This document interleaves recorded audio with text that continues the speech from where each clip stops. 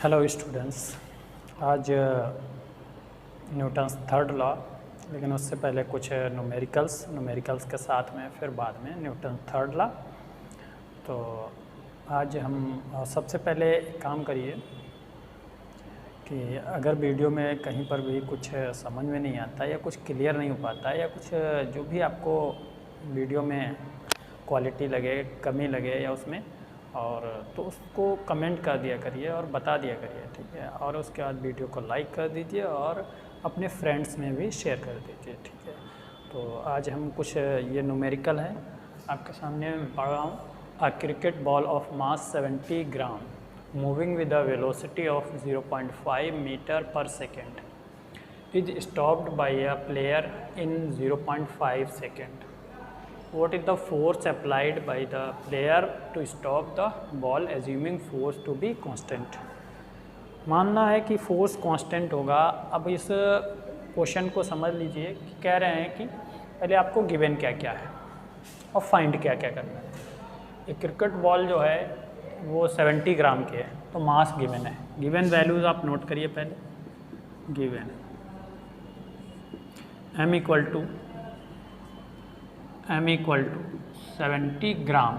सबसे पहले साथ में एक काम और करिए कि यूनिट को चेंज भी करते चलिए। 70 ग्राम को आप 70/1000 ये आपका किलोग्राम SI यूनिट में कन्वर्ट कर दिया तो कितना आ गया 0.7 kg, ठीक है। एक जीरो कैंसिल हो जाएगा और 0.07 kg ये आपका 0.07 kg ये मास हो गया, ये ठीक है। मास दे रखा था।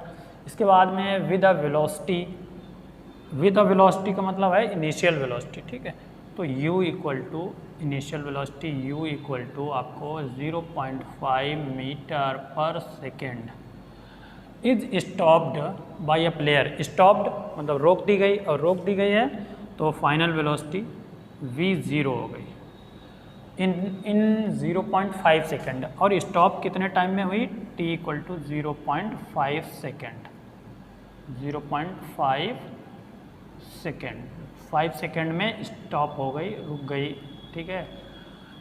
तो व्हाट इज द फोर्स? अब आपको फोर्स कैलकुलेट करना है। What is the force applied by the player to stop the ball assuming force to be constant. Constant ही आएगा बट, ठीक है। फोर्स निकालने के लिए आपको फॉर्मूला पता है कि फोर्स इक्वल टू क्या होता है, इक्वल टू ma होता है, मास इनटू एक्सेलरेशन। लेकिन यहाँ पर आपको मास तो गिवन है बट एक्सेलरेशन नहीं है। एक्सेलरेशन के लिए आप कौन सी इक्वेशन यूज़ करेंगे जिससे एक्सेलरेशन आ जाए? टाइम गिवन है, ठीक है। तो एक्सेलरेशन इक्वल टू भी फाइंड करना है आपको पहले।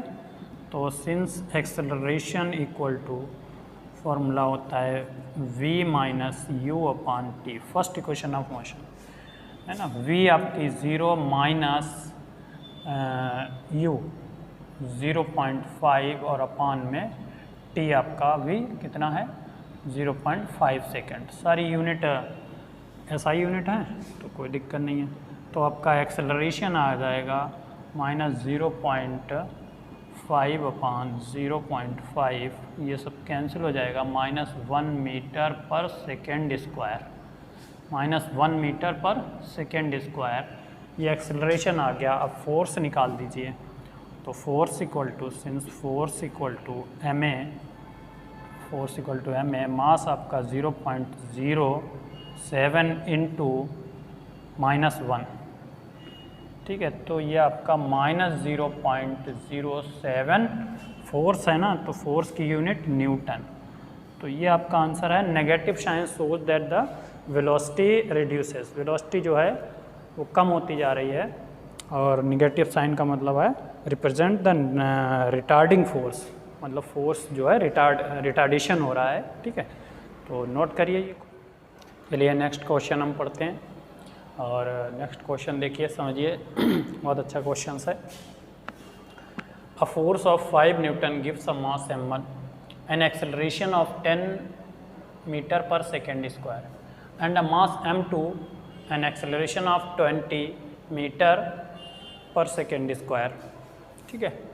What acceleration would give if both the masses tied together. कह रहे हैं कि अगर एक फोर्स जो है, ठीक है, 5 न्यूटन का फोर्स है जो m1 मास को, m1 मास पता नहीं है, ठीक है, उसे कितना एक्सेलरेट कर रहा है, उसमें एक्सेलरेशन प्रोड्यूस कर रहा है वो 10 मीटर पर सेकेंड स्क्वायर, और वही फोर्स एक दूसरा मास m2 है, उसका भी नहीं मालूम है, कोई दूसरी बॉडी m2 मास की है, उसमें acceleration 20 metre per second square का प्रोड्यूस करे। दोनों बॉडी अलग अलग हैं, बट अगर कह रहे हैं कि अगर इन दोनों बॉडी को कंबाइंड कर दिया जाए m1 और m2 को, तो if both the combined masses tied together, तो एक्सेलरेशन क्या होगा, व्हाट एक्सेलरेशन वुड, है ना, तो एक्सेलरेशन क्या होगा। तो इसके लिए हम शुरू करते हैं। पहले देखिए, गिवन सॉल्यूशन, आपका सॉल्यूशन होगा, लिखिए, ठीक है, गिवन आपको क्या है, पहले आप गिवन जो भी है वो नोट कर लीजिए, ठीक है। गिवन है आपको F force, common force for both, तो इसमें आप 1 2 ज़रूरत नहीं है सफिक्स में। फिर आपको मास m1 गिवन है, यहाँ पे लिखिए जगह कम, 5 newton, m1 equal to I don't know, m2 भी नहीं मालूम है, मास 2, a1 एक्सेलरेशन आपका, acceleration 10 metre per second square, और a2 एक्सेलरेशन जो है वो 20 metre per second square, a2। तो पहले हम मास m1 फाइंड कर लेते हैं, since f equal to f1 कह लीजिए, या f1 equal to f equal to m1 a1 for mass m1 के लिए f equal to m1 a1। तो यहाँ से आपका m1 equal to f upon a1 हो जाएगा, देन f5 अपान a कितना है 10, यानी 0.5 kg, 0.5 kg हो गया मास m1।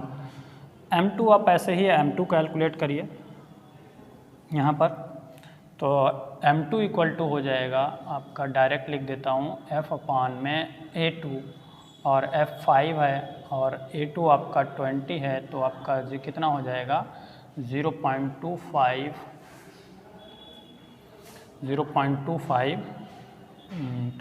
kg। तो ये मास हो गया। अगर दोनों को हम टाइप कर दें, बांध दें, ठीक है, नोट कर लीजिए इतने को, और अगर हम कंबाइंड कर दें दोनों को तो मास कितना होगा, तो लिख देते हैं, ठीक है, इसे पॉज करके नोट कर लीजिए। कंबाइंड मास, ठीक है, अब कंबाइंड मास कितना होगा, कंबाइंड मास को m से लिख दीजिए, और वो m1 प्लस m2 हो जाएगा, दोनों का m1 आपका 0.5 था प्लस 0.25, तो आपका 0 पॉइंट कितना हो जाएगा 75 है,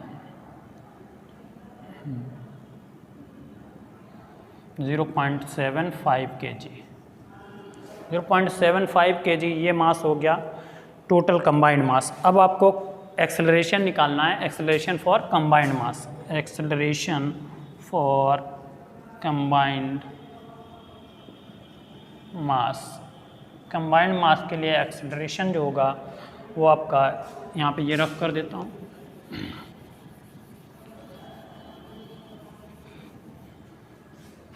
नोट करिए, combined F equal to M A हो जाएगा, कैपिटल M कर लीजिए, कैपिटल M A, तो this implies that A equal to F upon में कैपिटल M।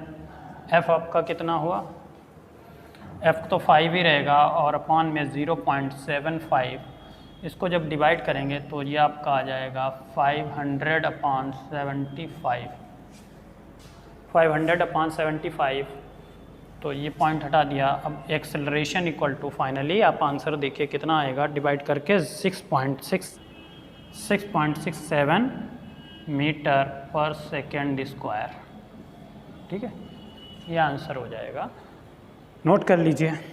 नेक्स्ट क्वेश्चन देखिए, अच्छा क्वेश्चन है, और जैसे फिगर भी देख रहे होंगे, और इसमें गोलीबाजी की बात होगी। देखिए, a bullet of mass 25 gram moving with a speed of 100 metre per second pierces a bag full of sand kept adjacent to a wall. जैसे दीवार के पास में ये एक बैग रखा हुआ है। बैग किसका है? सैंड का है। जब गन को फायर किया गया, बुलेट, उसकी जो बुलेट उसका मास कितना 25 ग्राम है और उसकी स्पीड 100 मीटर पर सेकेंड है। और इसके बाद में adjacent to wall the bullet stops in the bag after 0.05 second. 0.05 second में ये बुलेट यहाँ से यहाँ तक, देखिए यहाँ से इसने एंटर किया बैग के अंदर और यहाँ तक फिगर में देखिए, तो यहाँ पे आके ये स्टॉप हो गई। इससे इतनी डिस्टेंस को ट्रैवल करने में टाइम लगा है 0.05 सेकेंड। और फाइंड, तो आपको फाइंड करना है एक्सेलरेशन ऑफ द बुलेट, क्योंकि यहाँ से वेलोसिटी रिड्यूस होना स्टार्ट हुई है, जहाँ से इसकी बैग की वॉल थी, बैग के अंदर पेंट्रेट हुई है। तो जैसे ही जहाँ से इसने स्टार्टिंग की वहाँ से इसकी वेलोसिटी कम हुई, तो एक्सेलरेशन निकालना है और फिर निकालना है force entered by the bag in the bullet. तो जो फोर्स लग रहा है bag force exerted by the bag, जो बैग ने फोर्स बुलेट पे लगाया वो फोर्स फाइंड करना है। और साथ में आपको distance covered by the bullet till coming rest, और रेस्ट तक आने तक कितनी डिस्टेंस कवर की है वो भी नहीं फाइंड करनी है। तो हम पहले एक्सेलरेशन से स्टार्ट करने हैं, लेकिन assuming that acceleration to be constant. Acceleration जो है वो कांस्टेंट होगा, एज्यूम कर लेंगे, ठीक है। यह यूनिफॉर्म होगा, यूनिफॉर्म। तो इसमें गिवन क्या है, पहले आप गिवन नोट करिए। गिवन आप mass of bullet m equal to आपको 25 ग्राम दे रखा है, ठीक है। फर्स्ट पार्ट के लिए आपको देखिए क्या फाइंड करना होगा, एक्सेलरेशन। और उसके बाद में इनिशियल वेलोसिटी, जब बुलेट बैग से टकराई तब उसकी वेलोसिटी 100 मीटर पर सेकेंड थी, और उसके बाद में थोड़ी देर बाद 0.05 सेकेंड के बाद में वेलोसिटी 0 हो गई, वो अंदर जाके बैग के बुलेट जो है स्टॉप हो गई। और टाइम उसे स्टॉप होने में कितना लगा, time t is equal to 0.05 second. और अब फाइंड क्या करना है, पहले तो एक्सेलरेशन फाइंड करना है, फिर उसके बाद में आपको फोर्स फाइंड करना है, फिर उसके बाद में आपको क्या निकालना है, डिस्टेंस निकालना है। डिस्टेंस को s से डिनोट कर देते हैं, किया ही जाता है।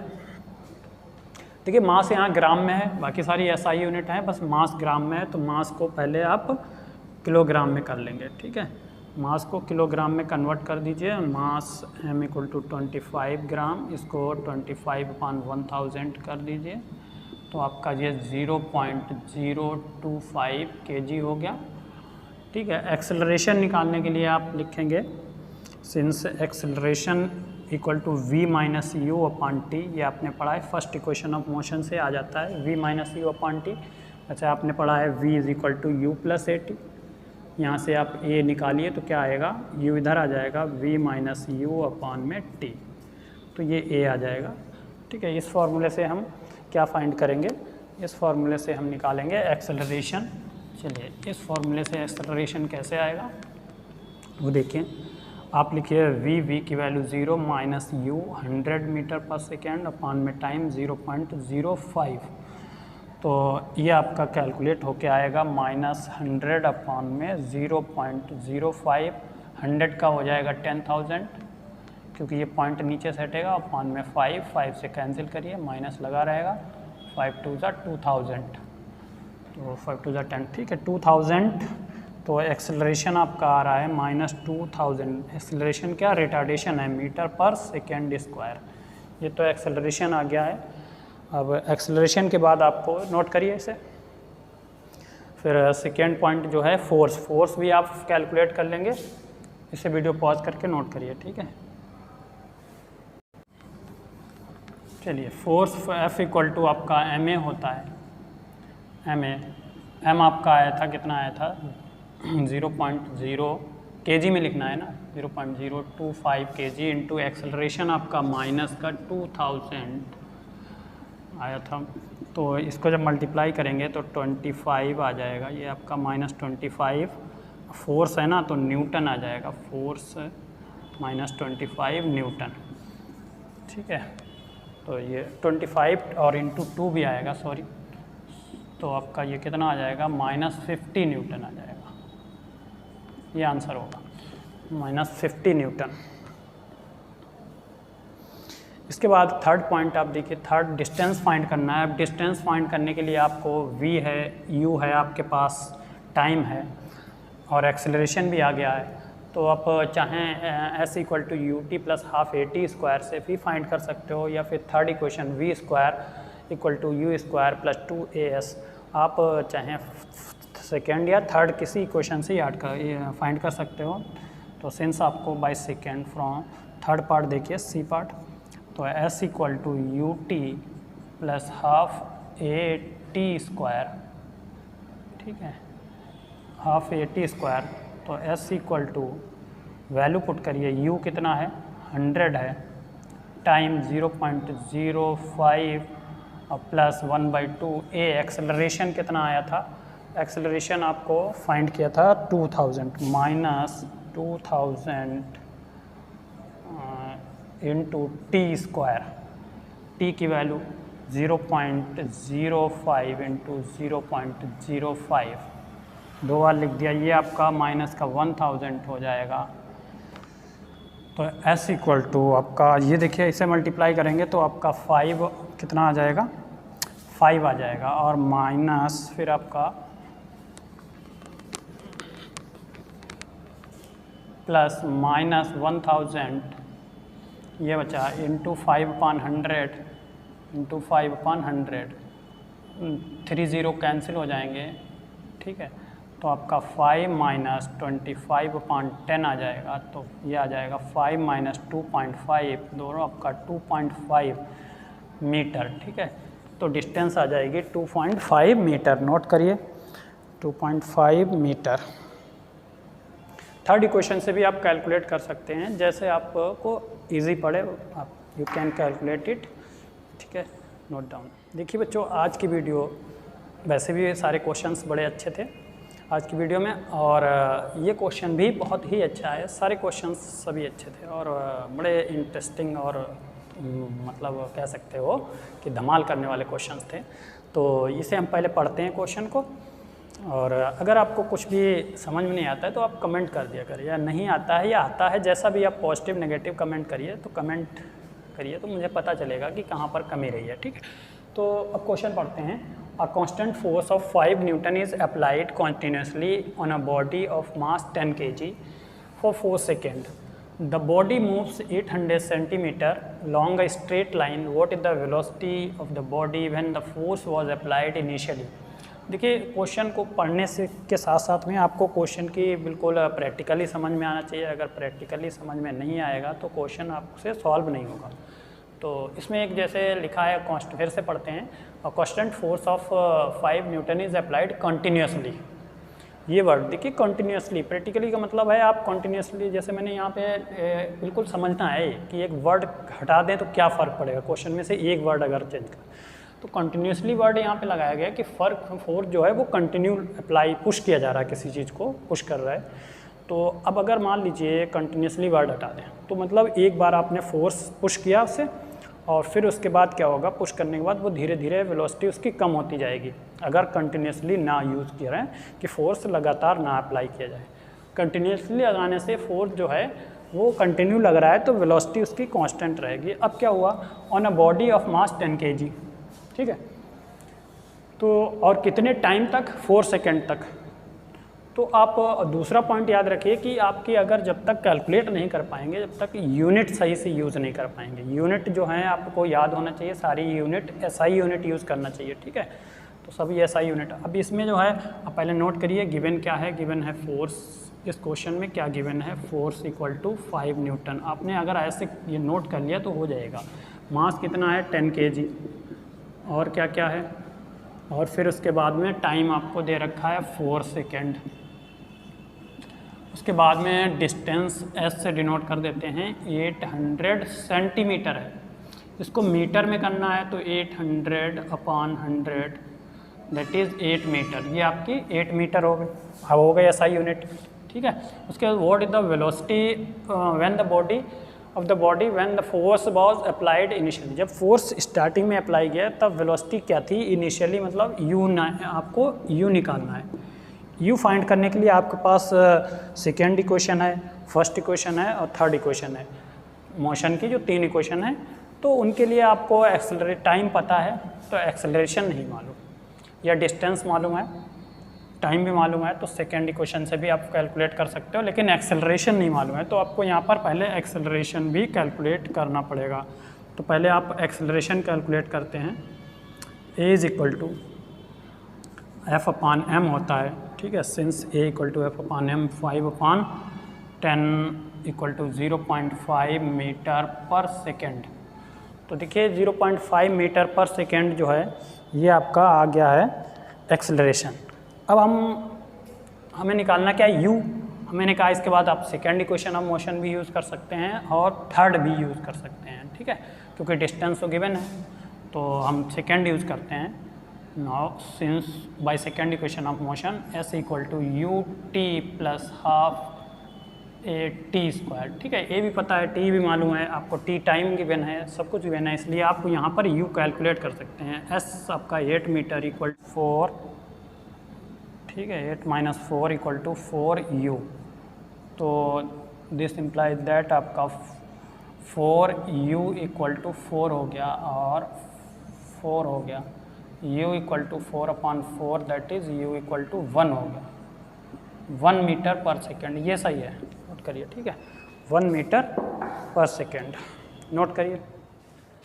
Last topic of today that is जैसे हेडिंग है Newton's third law of motion, और also you can say that it law of action reaction. इसको लॉ ऑफ एक्शन रिएक्शन या फिर Newton's third law of motion भी कह सकते हैं। The law states that to each and every action there is equal and opposite reaction. कोई भी action है, कोई फोर्स जब हम अप्लाई करते हैं किसी पर तो वो बॉडी भी उसके अपोजिट डायरेक्शन में फर्स्ट बॉडी पर उतना ही फोर्स अप्लाई करती है। इस लॉ को हम न्यूटन्स थर्ड लॉ कहते हैं, और मैथमेटिकली हम कह सकते हैं FAB इक्वल टू FBA। मतलब जैसे कोई भी बॉडी है उसके फोर्स की डायरेक्शन FAB है, एक बॉडी ये है और एक बॉडी ये है, इस बॉडी ने A और B, ठीक है, इस बॉडी ने फोर्स AB की डायरेक्शन इस तरफ है तो इस बॉडी ने इस पर उतना ही फोर्स लगाया होगा FBA। तो बस इसका क्या होगा, सेम मैग्नीट्यूड होगा बट डायरेक्शन अपोजिट होगी। माइनस साइन क्या शो कर रहा है कि डायरेक्शन अपोजिट है, ठीक है, और मैग्नीट्यूड इक्वल है, क्वांटिटी इक्वल है फोर्स की, अपोजिट डायरेक्शन में दोनों वर्क कर रहे हैं। तो ऐसे ही एक बॉडी दूसरे बॉडी पर फोर्स अप्लाई करती है। इसमें इसी को हम Newton's third law of motion, इसकी एप्लीकेशंस हैं, एप्लीकेशन में हम डिस्कस करेंगे बहुत सारी एप्लीकेशंस जो भी हैं नेक्स्ट वीडियो में। और इसके बाद में हम लास्ट इसका बचा है conservation of linear momentum. Linear momentum मैंने इससे पहले वाली वीडियो में एक्सप्लेन किया है, you can see go to a playlist and find the video. Playlist में जाके पुरानी वीडियो देख सकते हो, उसमें मैंने लीनियर मोमेंटम को एक्सप्लेन किया है, ठीक है। उसके कंजर्वेशन की बात करेंगे अगली वीडियो में, और आज के लिए इतना ही। Thanks, have a nice